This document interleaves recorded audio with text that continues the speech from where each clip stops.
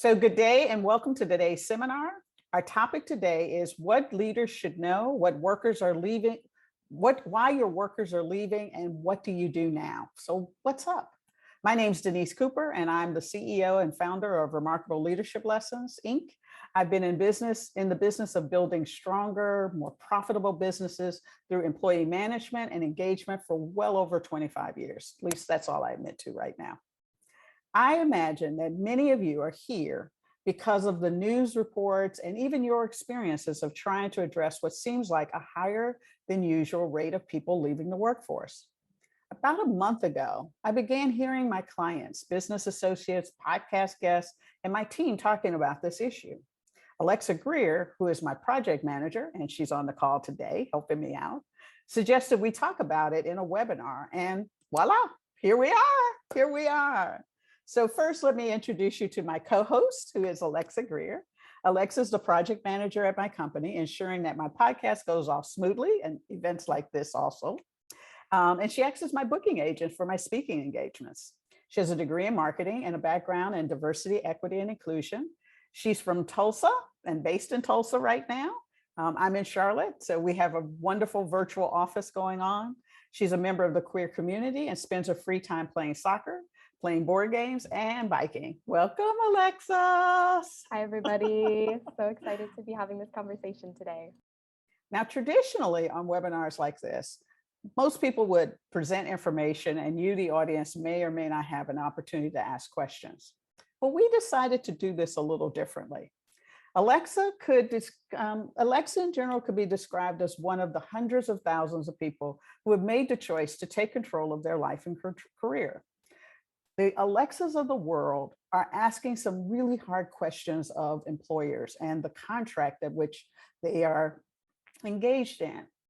Work is a contract for hire, and we shouldn't forget that it is we get paid in exchange for our services, our brain power, our hands, our heart, and our head.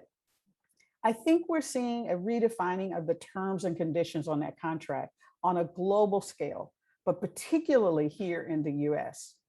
So Alexa is going to ask me 5 big questions that have been on her mind and those that we've captured from people like you. I hope you'll also ask questions. Just put them in the chat and we'll get to as many of them as possible. But let me also remind you of one other thing. Keep an eye on my LinkedIn page because after this, we're going to post the entire recording as well as we're going to answer all the questions or any questions that we didn't get to today. If we don't have time or you think of a question afterwards, all of you are connected to me in some way on LinkedIn, and I do appreciate your connection. Feel free to send me a LinkedIn message. Let me know what question that you'd like to hear, or even a situation that you found in your life that I didn't share here, but you'd like me to post so that other people get an understanding of your perspective. So now with that, Alexa, what's the first question on our list? Yes. So the first question that I have for you, Denise, is we are hearing and seeing that workers are meeting their edge. HR is reporting that they're not able to fill vacancies as quickly as they would like. Can you talk to us about what is happening in the workforce right now? Well, I think what is happening, and so everything you're going to hear about is kind of a Deniseism perspective. One of the things I do is I kind of listen to a whole bunch of people. I read a lot, but one pivoting thing that I think that influenced me to be kind of on the understanding from a futurist point of view is somewhere in the 1990s, I was employed by Monsanto. And one of the things they did was they picked 35 people from around the company and they gave us a year off to do a sabbatical. And the question that we had to answer, was what is happening? What do we project is going to happen that's going to impact the way we work? What do careers look like? What are people going to be wanting? What kinds of jobs are going to be happening? What does that look like? And so for a year, me and this 35 other people, we went around the world interviewing all kinds of futurists about what was happening. Now, what we learned is exactly what happened, that there's about 4 or 5 things that are really coming to fruition. One of them is technology. And many of you already have heard a lot about how technology is really impacting the way we work, the way we think about work. There's been studies and talks about what work will go away, what work will stay, et cetera, but it's all coming together. Globalization, the world is flatter. And at that time, we were moving what was considered low skilled work offshore to other countries. And then as their quality of life increased, then wages would raise and then work would get moved to another place. Well, now the earth is getting, the globe is getting flatter and flatter, and that's getting to be a little bit more difficult, but we're interconnected because of technology and the way we think about work and the way work and parts move from one country to another country. The other thing is just social changes. One of the things that we've talked about in our groups when we were going around is the social changes that were on the horizon are coming.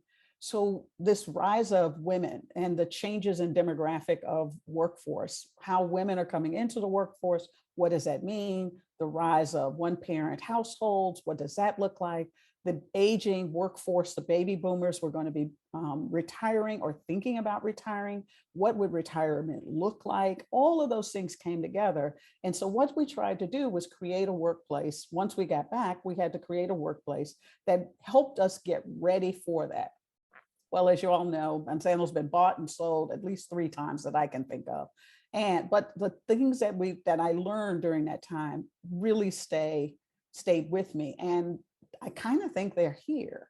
So one of the things we said was, there was going to be difficulty finding employees, but we didn't think it was going to be because of less employees, but because of a skill set that was going to shift and change. It was also tied to the way we think about work. We still right now even think about low wage and low skilled work versus high skill, high wage work.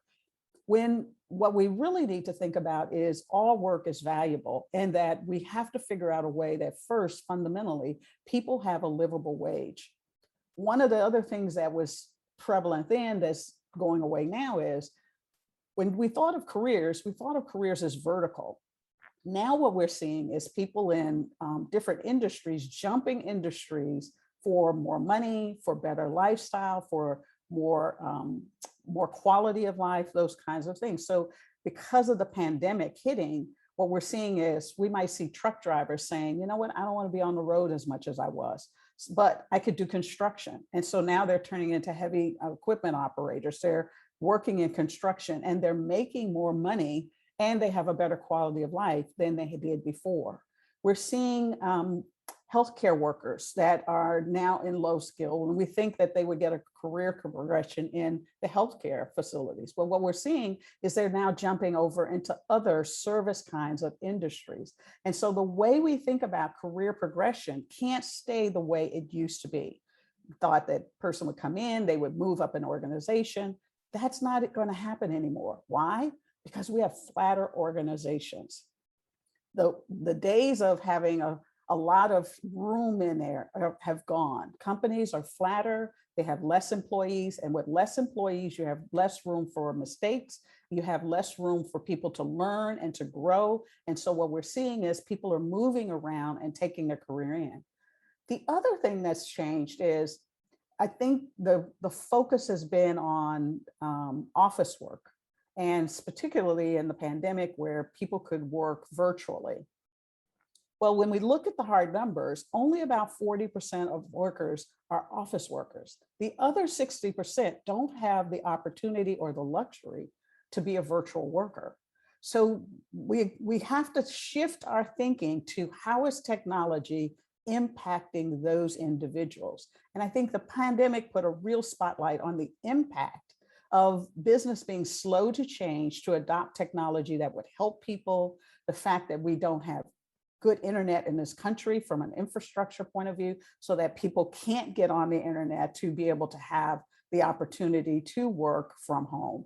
There's no reason, years ago we had call centers where people could live in different parts They could clock in, log in, get their calls, etc. There's no reason why we have to have places where call centers are all together. We can have a hybrid of some people who work at home because of various reasons, such as they may be taking care of their parents or grandparents, or they may have children, or they may have people in their home whose immune system are compromised and can't be out. So it's really thinking about how the work has to change to meet the needs of people. The other thing we're seeing right now is women are leaving the workplace at unprecedented rates. The pandemic really forced out a lot of women. And when we look at the jobs that were eliminated, a lot of them hit women.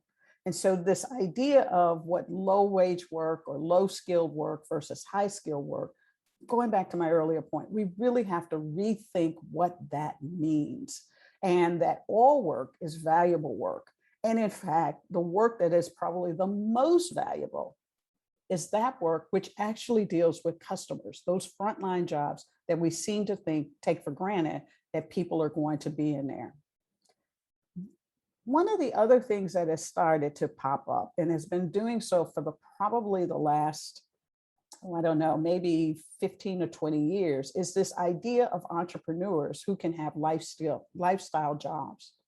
And so when you think about these lifestyle entrepreneurs, if you're working at a Burger King or McDonald's or in a call center, or maybe you're a teller at a bank, you're probably making somewhere around $40,000-ish a year in the US. The interesting thing is when we look at people who are jumping out of the workforce, starting these lifestyle businesses, the average salary or average what they're making a year is about $55,000 to $60,000. So the ones who are doing really well actually make more money in these businesses. And so they ask the question, why do I need to show up to somebody else's job when I can set my own hours, I can take care of my kids, I can live a life that is not full of stress? And I'll talk a little bit more about that. But I want to pause here right now. So Alexa, what's the next question? Well, first of all, I think it's really great that you talk about the idea of having access to remote work or safe work, really. I feel like the definition of what is safe in the workplace has absolutely changed over the last 18 months. And I think you're absolutely right about people wanting better lifestyles for themselves, be it through a reduced workload, a different workload, or having more income to be able to make those health and lifestyle changes. Something that I have been exposed to a lot, and I'm sure you all have heard this too. There is so much in the media right now saying that workers are lazy for not wanting to come back to their job that they might have held, pre-pandemic. People who aren't wanting to go back and work a minimum wage job. Lazy is really the word that keeps coming up. So I just want to know, what are your thoughts on that? Well, unfortunately, you're right. I think that there's a lot of talk about these workers who are lazy, who are making a choice not to come back to the old type of workplaces that are out there. In fact, the Chamber of Commerce and many governors are on record that says the CARES Act and the payments that people received, either through higher unemployment benefits or the incentivized payments that came from the government, is really incentivizing people to stay at home rather than encouraging them to go back to the workplace. So you're absolutely right in terms of, there's a big conversation around people are just lazy. But I think that what we have to start really thinking about is we have to be more critical about this. People are making choices based on their lifestyle and what their current situation is. And that it's a pretty weak argument and a simplistic answer to just say, because you don't want to go to work, you're lazy. It almost says that the only thing that is value is you working, instead of you being a contributing member of the society, of having a bit of a life, and that you don't live to work, you actually work to live. And I think that kind of mentality where work is the central and defining piece of who people are is what is a problem. And it's particularly prevalent because of the demographic and social changes that we're seeing right now. Change comes because something interrupts our habits, and we do not like change. As much as we say we like change, we don't really like change. It's just that way. But the pandemic and this quarantine that seems to, be waning, waxing and waning as we go on, is really showing and highlighting the fragility of things like home health, mental health, childcare, elder care, education, and our educational system. So let me break that down a little bit. There are many workers who are tied to a clock, but imagine you don't even know how many hours or what hours you're going to work week to week. And you've got a family, you've got kids, or you don't have either one of those. You just want to have a life. You want to have something other than this. We saw before the pandemic in some of the businesses that I've coached and counseled executives in, we saw where a person might start their shift at 2 o'clock, get off at 10 o'clock, and then have to turn around and be back at work at 6 o'clock in the morning. It got worse during the pandemic, but that was the way the manpower planning systems were set up. Employers, I've heard from many, particularly frontline workers, where employers wouldn't just tell people, well, we really don't need you. What they do is reduce their hours to something that they couldn't live with. So we saw those kinds of things. Imagine what it's like worrying about your child who is at home now because they can't be at school for whatever reason, whether it was during the pandemic or it's now that you might have a child that has a compromised immune system, or you have a parent in your house or someone else in the house who can't, and you don't want to risk sending your kids there and them being a carrier back into your home. Well, if that child is learning virtually, then who's there if you're at work? Teachers were tossed into learning how to teach virtually with almost no training to do so. And so imagine these 8, 9, and 10-year-olds who for a year now haven't been socialized at all. We're not even sure that they've been educated well. And this is what's weighing on a parent's mind. Absolutely, Denise. Yeah. And Ken wrote a great comment. I think that's really on point. He says that for many, it's become a financial decision. It's not just because they're lazy. It's actually good financial sense. What do you think about that? And it's back to balance. It is a good financial decision to take care of your family in a way that you can. But I also want to remind people that, the extra money that they may have gotten, the incentive checks that they may have gotten, they may not have worked for everyone, because on the other side, food and rent have gone up. The cost of a car has gone up. All of these things we're starting to see are going up, and they're putting a squeeze on families who are below the livable wage line. Right. I mean, absolutely. It's a very complicated decision, and it can't be reduced down to simple laziness. It's not so one-dimensional. And before I get into this next question, Denise, I'm kind of curious to get some audience feedback here. So you guys are welcome to come unmuted and share with us, what are the reasons that you have heard that people are leaving the workforce?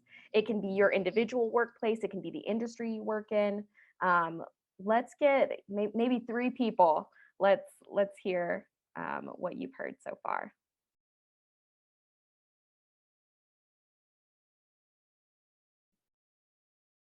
This is always the awkward part. How long does it take you to get off mute, or you have to think about? So what has been my experience at doing this? I know, it's like we should do nose goes. Whoever does it last has to go. Sorry, those are the rules. Well, there are other reasons, things that you and I have talked about. Imagine working 60, 70 hours a week. And I'm not talking about frontline workers. I'm talking about managers. I've heard stories of hotel, managers where they had to do not just all the work that they did, but they also had to clean the rooms and make sure that they were stocked, to greet guests, to do those double duty hours of work. And, they were working 70 hours, 80 hours, 110 hours a week to make sure that guest services was working the way it needed to be. Now imagine one of the things that's happening right now is we're seeing a bunch of people just walk off the job. Many of you may have heard about Burger King, where the employees just put a sign up and said, "We're really sorry, but we're out of here." There was a store in California, a Lush store in California, who just put a sign up and said, "You know what? We just can't make this work. We don't have enough people, we don't have enough equipment, and we're tired of this." I've heard of people who are in stores or store managers who suddenly had to become IT specialists because the pay system didn't work, or ADP wasn't working for them, or the phone system wasn't. If they were climbing on ladders trying to put lights in and all kinds of stuff. I've also heard where the equipment just breaks down and people just don't get the repairs that they need. Trucks show up and they're expected to unload the truck as well as stack the food and the products on the shelves and sell the food out of it. And so these ideas that at what point does whatever your salary is, whatever your wage is, how much is too much? Where's the responsibility of corporate operations to ensure that they're doing their part that makes it easy for the people who are serving customers to actually serve customers? Right. And so, I mean, Denise, how would you say then that managers are influencing workers' decisions to leave?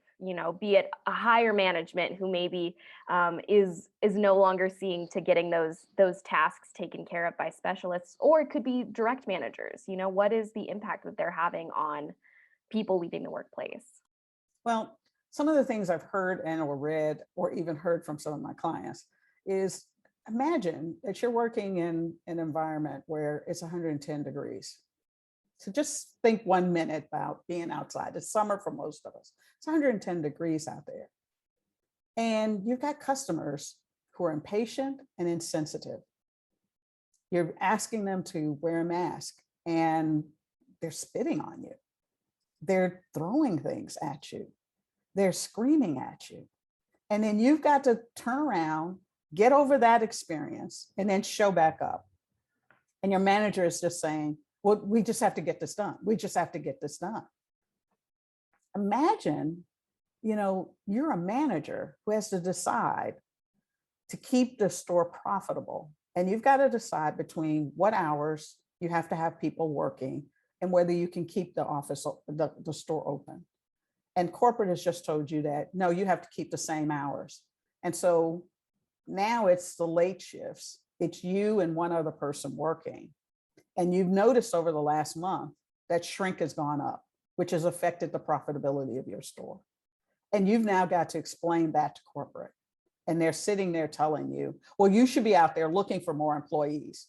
When? When do you do that? A year ago, 2 years ago, you may have gotten 100 applications for one job. Today, you might be getting 10. And those 10 are not skilled people. Maybe they haven't even ever worked in your industry or done the work that you want. And you're to be able to decide how to bring them in, train them, make them productive workers, not in a month, because you need them to be productive tomorrow. So imagine how you emotionally are going to feel when things don't go well. So you're not even in the position to be emotionally intelligent, sometimes kind, because you can't focus and you can't feel successful. So imagine that you're a frontline worker now, having to decide on telling a customer that you don't have the products, or that the service is long, or you're on a chat feature where you're helping someone work through a problem and your internet's spotty. So you're not making the time that you're being clocked by your company, that every call should take, whatever the time frame is. And you talk to your manager and your manager says something like, well, you're just going to have to figure it out and you're going to have to do better. I don't know. All of these instances that I hear about, and some of you may be experiencing yourself, or you may have heard about, I think are all happening because we are stressed to the max. And we don't want to admit that the jobs are stressing us out. And what we know from research is that when you get stressed to the max, or when you get stressed in a way that you can't feel like you can see a way out, you can't feel like you can make a difference, your brain begins to shut down. And the first thing that goes is critical thinking skills. So the more stress we put in, the more we try to go back to what we think is the old way of doing things, the more we're stressing people out, and the less likely they are to find a way to be successful. That's what people are facing right now. The research on peak performance, brain activity, and stress tells us that one of the habits that we keep hearing about, or at least being told, is just power through it, just power through it. Power throughing does not work. It particularly doesn't work when you can't see an end in sight. And that's what people are saying. When they feel like they're not being supported by corporate, or they're not being supported by their manager, people can't see a way out. They can't think a way out, because the brain naturally goes into fear, and fear shuts down the ability to do critical thinking. So by not addressing these and saying, okay, what is the real stuff that we have going on, and what's the best way that we can support people? Maybe even if it means that you've got to rethink what, not profitability, but what I call the greed factor looks like. What does that mean? You may have to take a short-term hit to make a long-term gain, because it isn't going to stay like this forever, but it certainly is going to be like this for a while. And we need to be able to give people the kind of hope that they can see a way in which they can be successful. Absolutely. And I mean, I think you did a great job highlighting how bad management can impact morale and cause that fear. What behaviors do you feel really embody this leadership of the future that encourages people to stick with a business or stick with a company instead of making that transition? I think it really does have to start with the top. I think too often we put the onus on the manager, and the manager or the management team that's sitting on the front line. We have to start thinking about how corporate actually supports the front line. One of the things that a few years ago before the pandemic, is I was working with a gentleman who ran an off-state office. I shouldn't probably name the name, but it was there. And every morning he would come in at 5 o'clock in the morning to go through all the emails and all the changes, so that that when his staff came in at 8 o'clock, he could help prioritize for them. But imagine, he was also staying until 6 or 7 o'clock at night. That was pre-pandemic. The reason he was doing that is because everybody in corporate thinks their job is the only job. And so they send down emails, they send down changes, they change policies and procedures, and they don't understand how all of that comes to one person who has to be stuck with implementing that. I think that we have to go back and we have to start talking about, when we have leadership programs, we've got to start talking about that you are one link in the chain, and we are only as strong. Every company is only as strong as the weakest link in that chain. Every department passes work to another group to do something, and then the next group, and then the next group. And I think too often, what we've done is we've set up performance systems, we've set up performance feedback systems, et cetera, that reward departments, but don't reward collaboration among the departments. It's really easy that if the IT group says that we need to upgrade our systems, that they do their work over here, and then they go to the people who have to implement it, and then maybe they upgrade, maybe they don't upgrade, maybe they change, maybe they don't change. And who's responsible when it doesn't go through the way it's supposed to be? Is it the IT department, or is it the employees who are doing what, their 10 things they have to do because their boss is the one who's going to grade them, and they really don't have any incentive to work across departments to do those kinds of things. So I think the leadership idea of the future is really about, how do we codify and think about what collaboration, co-creation, and systems thinking looks like in an organization. Definitely. Definitely. I think that's really on point. And Ken, excuse me, dropped another great comment that COVID became an opportunity for many to reassess their work-life balance, and now they're making decisions to find a company that fits their needs and wants. Absolutely, absolutely. And as someone said earlier, people realize that this window of financial opportunity where they may be able to sit back until they find the right company, that window is going to close. And I don't think anybody thinks that this window isn't going to close. So now's the time to make the decision to really look for companies that embody that the workforce is humane, that they're trying to come up with processes that work, that they treat people like they're like human beings, like full human beings, not just, yes, I get that you're a human being, but a full living human being. Absolutely. The next thing that I wanted to talk with you about, Denise, was something that I've noticed is in my community, I'm seeing business owners who have kind of prided themselves historically on paying their workers above the minimum wage for the area, be that if they're working at Target or Patagonia or Costco. And that's been a big part of their retention plan, right? That they're paying more than these chains in the area. But now we're seeing those chains are starting to pay more. And so I just want to know, how is this going to affect business owners, and how will this shape the way that we think about retention going into the future? I'd love to hear some ideas from the audience. I mean, I don't know where people are from, share with us right now. Are you in HR? Are you a line manager? Are you a consultant? Tell us where you're at. And what do you think the impact is going to be from some companies that are raising wages and going more towards a living wage, or industries that already have them and are struggling and trying to get more workers in? And when the word gets out. So I think immediately at construction worker. Many construction workers, wind up paying $23, $28, $29, $35 an hour. Consultancies are so that's one idea there. Who are you and what are you saying?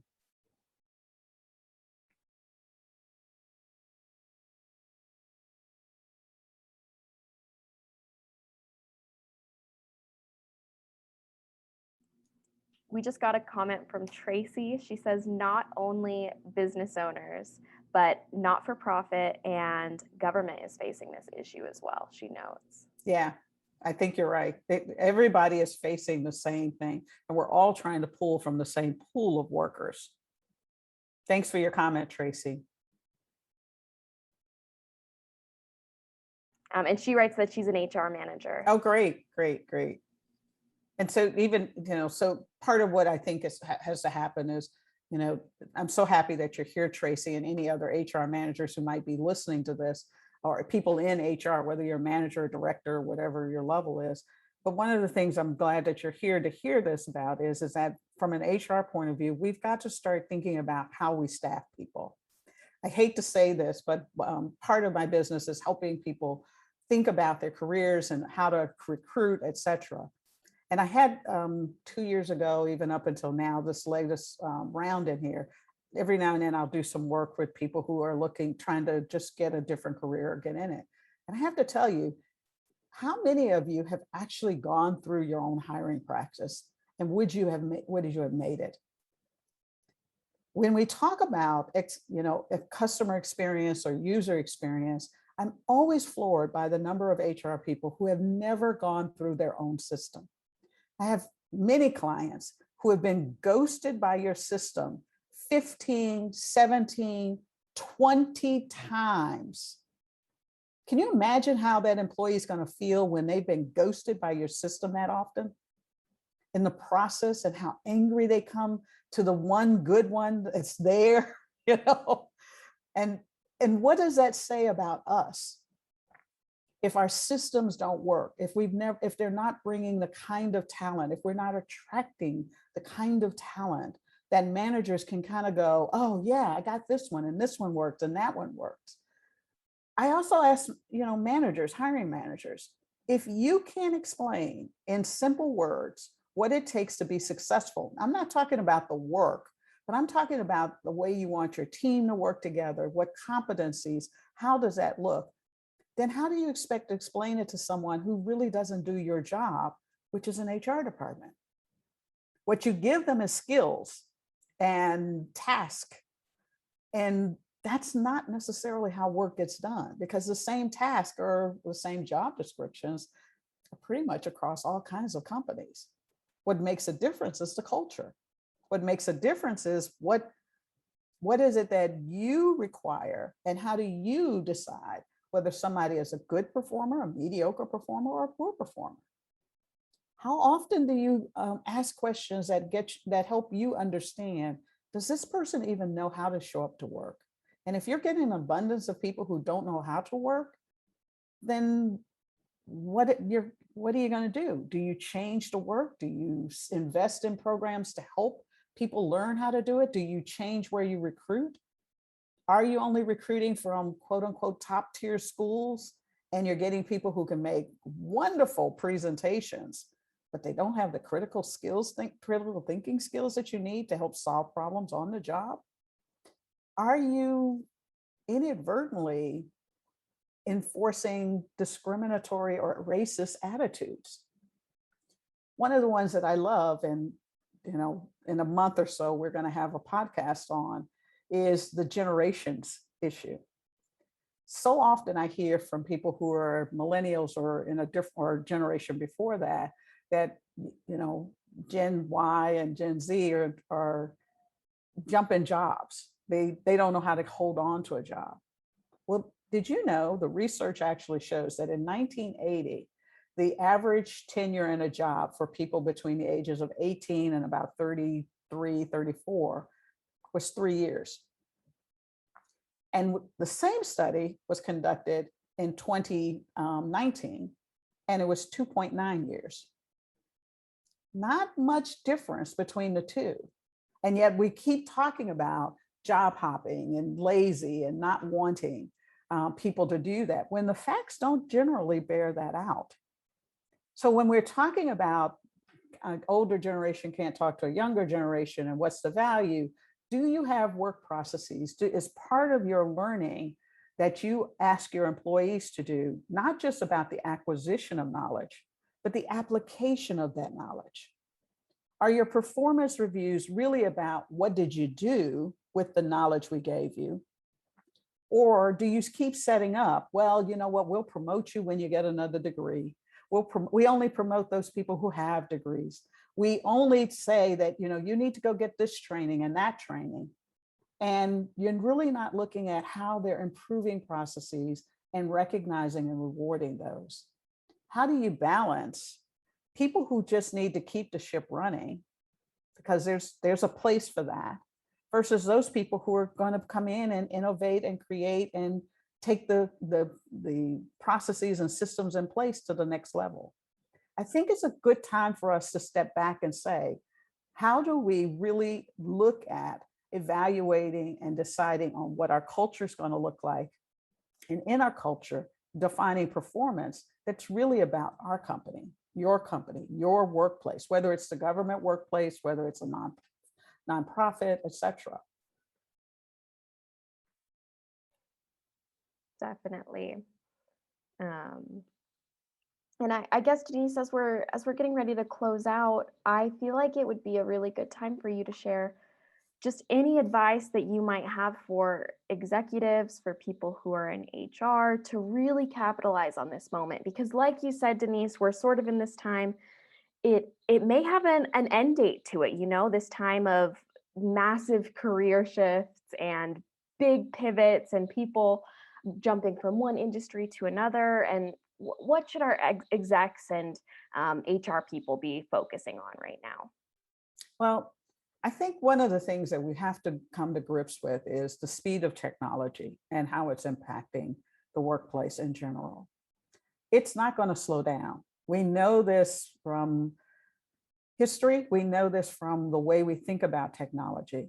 And I think we have to step back and start really looking at what work is being affected by it, and how do we upskill the workforce and send messages. And I really do think it's incumbent upon business leaders, HR folks, um, anybody who's employing others, to push our educational systems, push the narrative in the press that one generation is better than another around technology. Technology is changing all the time, and it is upgrading, and it is changing the kind of work that we need to get done, simplifying, particularly repetitive tasks. And so I think we need to really look at bringing back people who are capable of looking at jobs and do job analyses, and really looking at how those jobs fit back in the system. So for HR people, which that's where it was housed at one time, you really need to up your skill level in terms of being able to do job analysis and to be able to help a manager think through how the work is impacted and how the work gets done, and how employee skill bases need to be so that they can get this work taken care of. And how do you create an environment of learning? And so I really think that we have to stop thinking that technology isn't going to change things, or we're up, or we have to deal with this prevailing kind of fear of technology changing on us. And we're going to have to figure out a way to grasp that and to get that part of it. I think the second thing we have to do is we have to start a narrative that service work and this idea of low skill work and high skill work has to go away. All work is meaningful. All work has a place. You're not going to tell me that a plumber, when your toilet is backed up and you need a plumber, you're not going to tell me that you're going to ask somebody who's an executive out of a company to come and fix your toilet. What you want is somebody who can actually do it, and hit the skills of a plumber, he or she, they, is valuable in that moment. And I think that we have to start looking at jobs that may require more physical nature, or jobs in which the contact is with the customer. We need to start saying how valuable that work is, and thinking through what does that mean in our workplace. I think we're going to have to figure out things that, why is it that some companies can, like a Costco, a Patagonia, Target, what is it about these kinds of companies that can actually offer a living wage to their employees, where other companies are choosing not to? What's going on in that? There was a time when we did benchmarking, and we actually looked to see what were other people in our industry doing, and across industries, what were they doing that seems to be working, and what can we take and adapt and apply in our own workplace?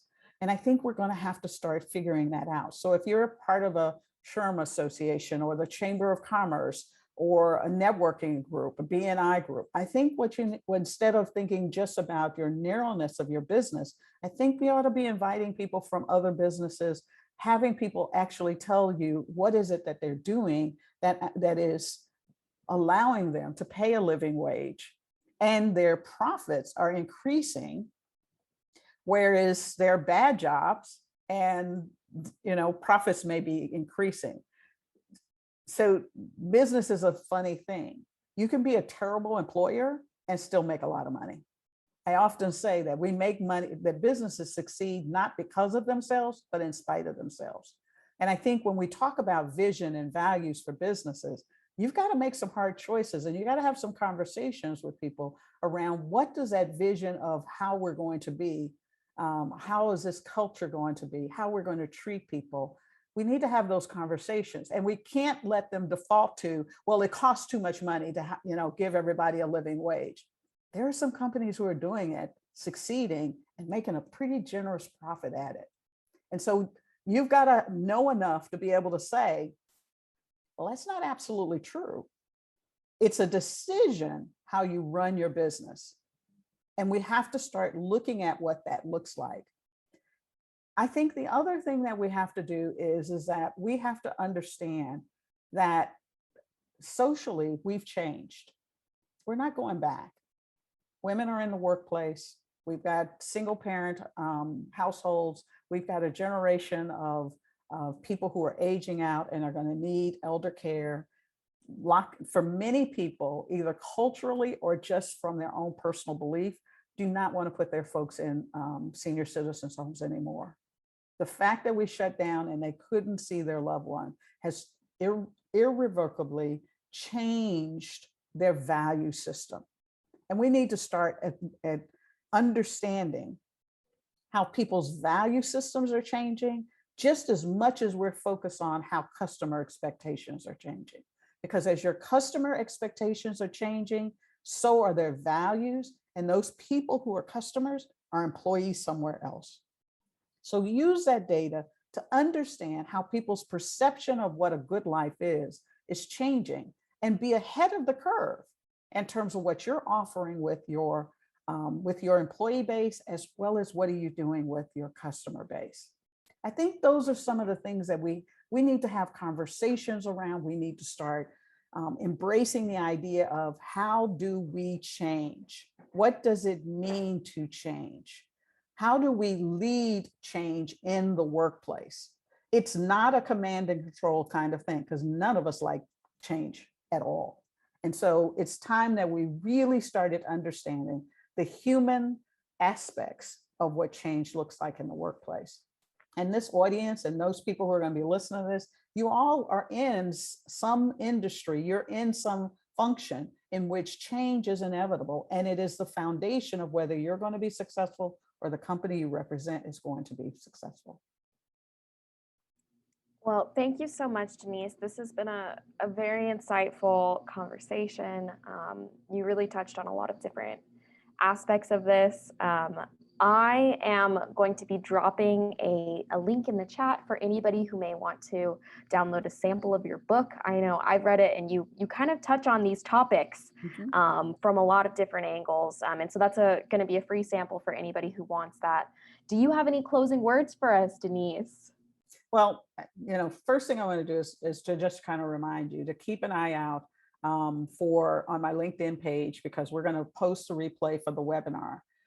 One of the things I say in my podcast is this: if you didn't like what I said, share it. If you did like what I said, share it. The reason is that the most important thing is not necessarily what I'm talking about or the ideas that are put here, but the conversation that gets struck up in your circle of people. How are you changing? How are you thinking about these ideas? How are you expanding and bringing in new thoughts in your group? Have the conversation, because if we don't change the narrative, we're always going to get the same kinds of results. And now you all have a responsibility. I'm giving it to you. You have a responsibility now. You've heard this. Have the conversation, because it's only through conversations that we change the way we think. We change the relationships we have with people. We engender trust. We engender a workplace that is high performing and inclusive and humane for everybody in the pipeline. Any closing thoughts? Comments? Thank you. As I said, you know how to connect with me on LinkedIn. If you have questions, please feel free to send them my way. And when we repost the podcast, or this particular webinar, we will try and answer those questions. So with that, Alexa? Yeah, thank you guys so much. It's been a great conversation. Thanks for tuning in, and you guys will see more of this from us in the future. So we look forward to having you guys back. Thank you. Take care.